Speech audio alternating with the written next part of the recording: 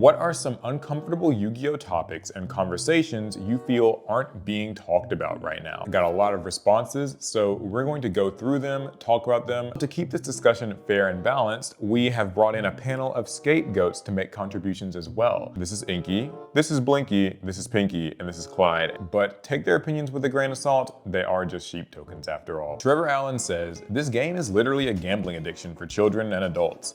When we were kids, we opened packs and at our 5-star 1600 attack Crawling Dragons because it looked cool, Bone summoned it, and we knew no better. Today, people rip packs, and if they don't pull the chase card, they're disappointed, and if they don't pull at least a $5 high rarity card, they mentally or physically toss the cards in the garbage." Okay, yeah, this is a great one to start out on because I certainly have a lot of thoughts. Do I think Yu-Gi-Oh cards are gambling? Yeah, I think they are. I think any trading card game pretty much these days, if you are buying a pack for a small amount of money with a fixed amount of things inside, but you don't have any control over what you actually get. And we know that there's a secondary market, we know that cards are worth a lot of money, and we know that we can get some duds. And I've seen people really spend loads and loads on packs. And yeah, it's definitely a thing. Now, as far as why it feels maybe worse today, I think that there's like two reasons, right? The first thing is just that childhood nostalgia effect. When we were kids, we weren't actually the ones buying the packs. It was usually mom and dad. And so you didn't really have any sense that like you have to get your money back for them. You're just excited to be able to open them. You recognize a card from the TV show or whatever, that's good enough for you. But the difference is just that now we are adults, and so we are having to like pay for these packs with our own money. And so when you're putting your own finances on the line, it feels like you kind of got to get like some sort of a tangible benefit from it. I think the second thing is actually content related. We already had that big like trading card boom from 2020 with Logan Paul and the Pokemon cards and $1 million things or whatever. And I feel like even though that's mostly cooled off, the after effects have like trickled down into the trading card game scene. You see a lot more trading card games doing these like, serialized cards like the One Ring and Magic the Gathering, or just more alt arts and like signed cards and stamped cards and stuff. Yu-Gi-Oh's been doing more with like these luxury rarities and things. Whenever I was a kid and I was watching pack openings, it always felt like people were maybe opening like one box at most. But nowadays you see people just tearing open case after case after case. And don't get me wrong, it's really entertaining to watch, but I do see how that could be kind of dangerous for somebody who actually has a real gambling addiction. As far as like what the solution to that is, well, I know that some players have started to kind of just pull back on their pack opening altogether, and they pretty much just buy singles. There is one downside to it, which is that like card shops are having a lot tougher time selling their packs, and eventually card shops just have a tough time even wanting to stock Yu-Gi-Oh! Well, Konami needs to improve the products, right? And I agree, they do. But basically for me, the middle ground that I've found, and this doesn't have to apply to everybody, it just applies to me, I just buy a couple packs here and there, more for fun. I'm trying to do it more just to like get a small hit of dopamine of opening a pack, but I'm no longer, delving into buying a case of every new set. I just don't really think it's worth it, and I think that it's healthier for me that way. It's only $3 or $4. If I pull something good, it feels like a fun moment. If I don't, it's not like I lost everything in the process. I asked Inky for his opinion, and he said that he's currently 17 cases in to Rage of the Abyss, trying to pull a quarter-century secret rare copy of Scapegoat. Now, I tried to tell him that Scapegoat's not even actually in that set, and he could also buy one on TCG Player for like 50 cents, but he wouldn't listen to me, and he says he's actually already ordered the 18th case, so good luck, I guess. Solemn Yu-Gi-Oh says, the gradient from fair sportsmanlike friendly play to sharking to soft cheating to hard cheating, and how many players live in the middle of that gradient. Okay, yeah, so I've got some thoughts on this. I am no stranger to competing in Yu-Gi-Oh tournaments, regionals, YCS, you name it. And I can say with confidence, there are some cheaters in this game. Yu-Gi-Oh's got some cheaters, and that doesn't make it really much different than any competitive game. Anytime that there's some sort of a prize on the line, or even just a sense of ego and pride, people are gonna cheat. I hate it, it's bad, I don't advise it, but it happens. Now, what I think has made this feel worse in recent years, and I have a feeling that it's a lot of what Solemn is getting to with this comment, is slow playing and Yu-Gi-Oh's time rules problem. So in around like 2018, Yu-Gi-Oh changed its end of match procedures, where when time gets called in the round, both players have to note that and then finish the current phase of the turn player that they're in, and the moment that phase is over, you check life points. Whoever's got more life points is the winner of that duel. And this results in a lot of kind of anticlimactic draws in my experience, where it just kind of is like 1-1 and just both players get a draw. But the worst side of it is when you get kind of these like cheeky, cheesy wins where it's like you didn't even actually get to go to your battle phase or end your turn, and maybe your opponent used some card that just burned you for a little bit of life point damage. But the more nefarious approach to them is what he's saying here, which is people just straight up slow playing, taking too long to make moves and doing it in a malicious way. And this is something that Yu-Gi-Oh's always had. You've always been able to call out slow play, and that responsibility does kind of lie on the players and like judges to catch it and stuff and make sure that you're reporting it. But it's just gotten so sticky and nebulous nowadays because it's like, well, Yu-Gi-Oh does have a lot going on. There is a lot of game state stuff to check and verify, so you can't be sure if when your opponent is thinking if they're just trying to stall you out or if they're being genuine. People have also realized that many modern Yu-Gi-Oh decks can kind of just spin their wheels to stall for time. So, combos are obviously very long, and some people have realized that you can sort of just redundantly like summon and search and recycle cards in certain decks, especially like pile decks and stuff, and burn the clock that way. You could do that in game 2, and in that way you kind of just end up with a draw, or people will do that in game 3 after they've done some amount of life point damage. It really sucks, and I think the toughest part about it is just how hard it is to like identify and enforce. There's so much stuff, and obviously you as a player, it's your responsibility to like, keep your opponent honest, right? Hurry them along, call the judge if there's a problem. But I think more and more and more so we are seeing that gradient that Solemn Yu-Gi-Oh is talking about here in this comment. I mean, I guess the solution here is that players just have to be more on it. You gotta keep your opponent honest, call them out on slow play, call judges when it's necessary.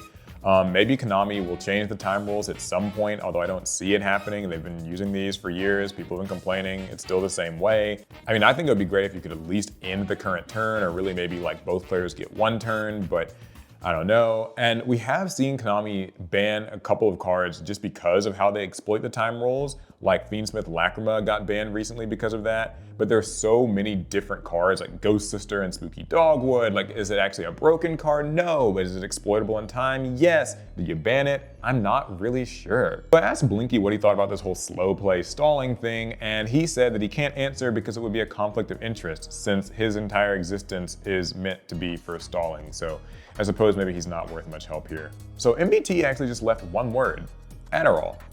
And it's funny, I actually hadn't really considered this. Like, this was a bit of a surprise to me in Yu-Gi-Oh at least. Obviously I know what Adderall is. It's, kind of this prescription drug that helps you focus. When I was in school, it was a very popular thing. I have not personally taken Adderall myself. I don't advocate for it unless it has been prescribed to you.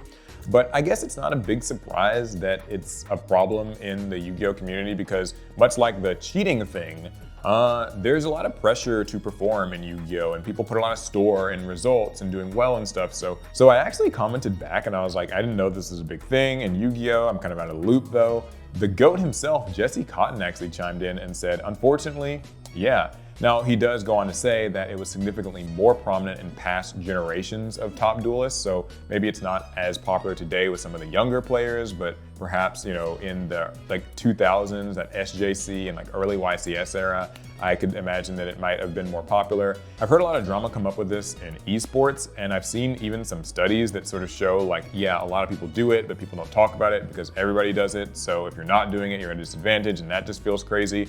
But I don't really know what Konami would do with Adderall. I mean, enforcing it seems difficult since they can't really just call a player out and say you are getting drug checked. That would be really tedious and difficult. And it is a prescription drug, so some people really do need it. So I don't really know. This is one where I'm very interested in hearing what people have to say about it. I asked Pinky what she thinks about this whole Adderall thing, and she told me that she'd get back to me once her ketamine kicks in later, apparently. So, all right, Dyer chimes in and says, we don't talk enough about how a sizable chunk of top players are either transphobic or openly associate with transphobic people. So I actually don't really follow very much of the top echelon of Yu-Gi-Oh! I don't know who the best competitive players are right now outside of Jesse Cotton and a couple others. But I can focus this more on the local level and some of the things that I see online. First of all, right out of the gate, I do not like transphobia. I think that it is wrong to judge people, mistreat people because of the way they live, the way they identify. I think it's just bigotry, plain and simple. Unfortunately, yes, I have seen a lot of transphobia in the Yu-Gi-Oh community. It kind of feels like it's just become emblematic of gaming spaces nowadays in general. This just kind of like culture war that's going on. I can actually say I've sort of been on both sides of it. I have called out transphobia at my local card shop before, and I've also accidentally misgendered somebody that I didn't know about. So I went to a new card shop, misgendered somebody, they corrected me, I apologized, and then I just changed the behavior going forward. And I think it's really that simple. For those of you who maybe struggle with that, I'm not gonna lecture a whole bunch about it here, but all I can say is this. I know where that comes from. For a lot of people, that's how they grew up.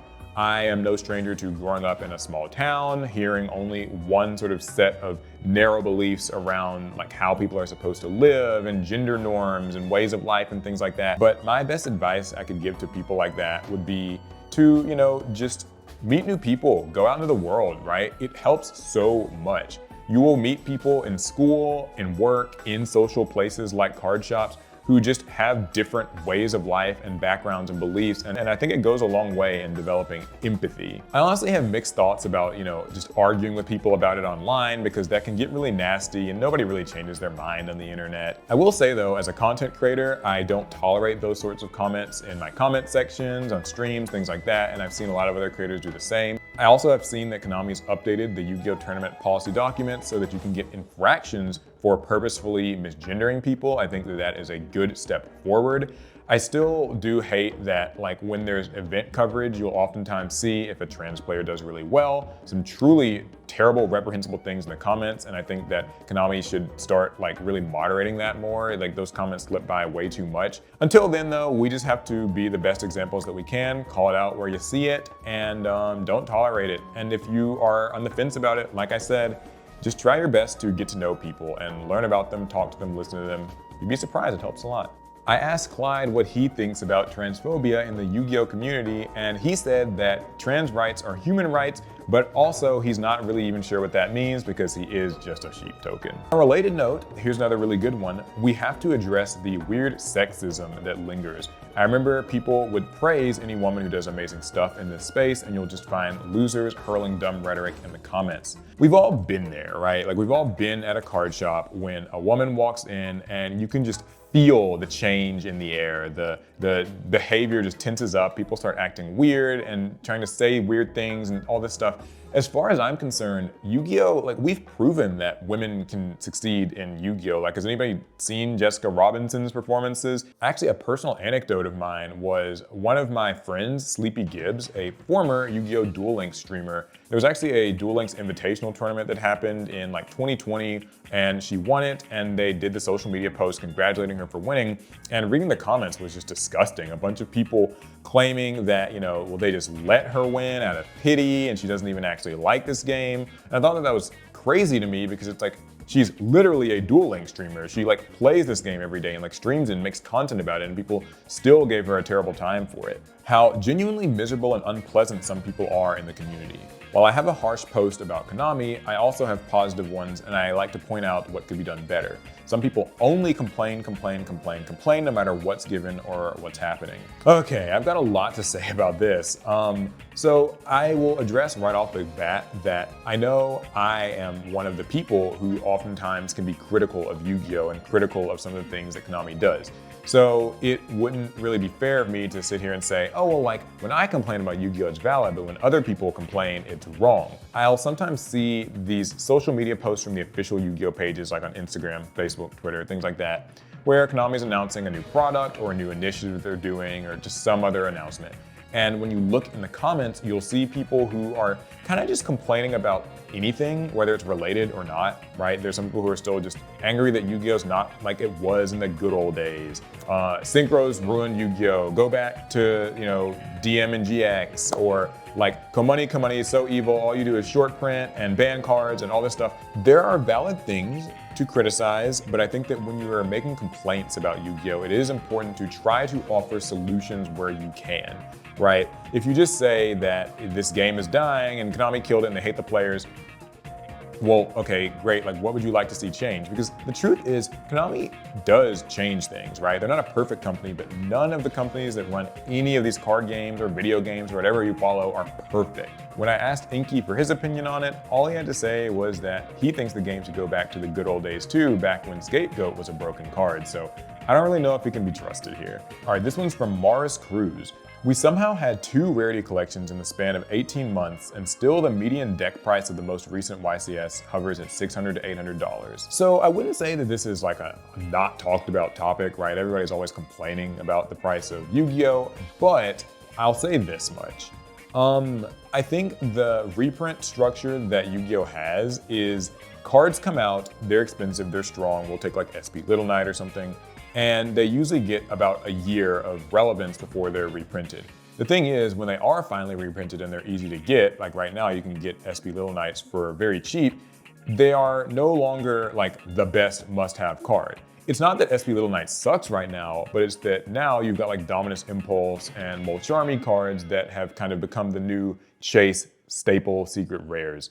And I don't really know what the solution to this is other than the mixed rarity system that everybody talks about. It would be nice if you could just pull a Dominus Impulse as a rare and also as a super and also as a secret.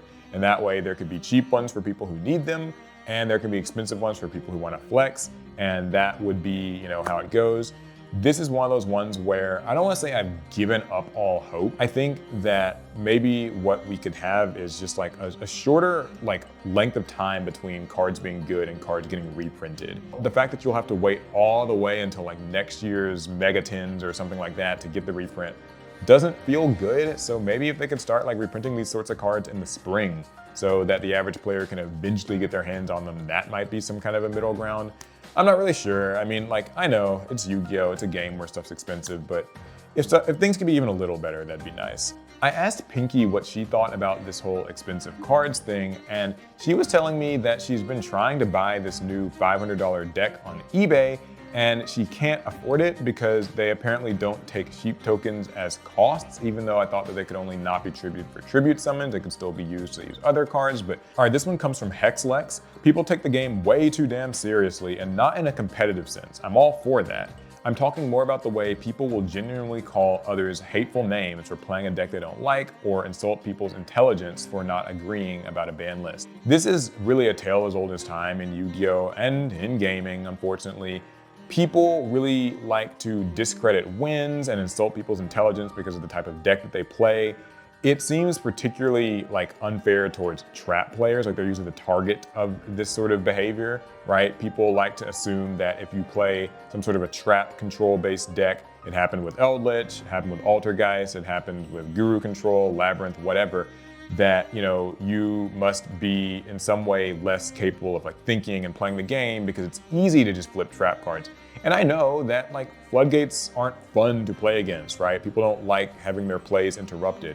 But the truth is, at the end of the day in this game, and I promise this actually is like the truth, any deck is hard to win with in this game. You might think, well, okay, I lost to someone's Tempai deck at locals one time, or this dumb, annoying person just kept flipping trap cards up, or he's just playing Runic or something. But when it comes to, you know, regionals and like YCS events, you gotta know your shit no matter what deck you're using. I know that this is just a gaming thing as well, right? People don't like losing. People want to find any sort of justification. This person's playing a busted hero or a busted character in this fighting game or whatever. And in Yu-Gi-Oh! That just so happens to be like trap decks that are annoying. But at the end of the day, like, we're all just playing the same game here. As far as I'm concerned, if the cards that people are playing in their deck are legal, then I just expect to deal with the worst, and I'm gonna try to dish out the worst, and that's just how it's gonna go. I think one aspect of the game that needs to be pointed out is how many people will make their tournament accolades their entire personality. Too often we see players become unhealthy in their devotion and aspirations to do well in a game where success is largely fleeting. Yes, this is very true. This is something that I have seen so much of in my time with Yu-Gi-Oh!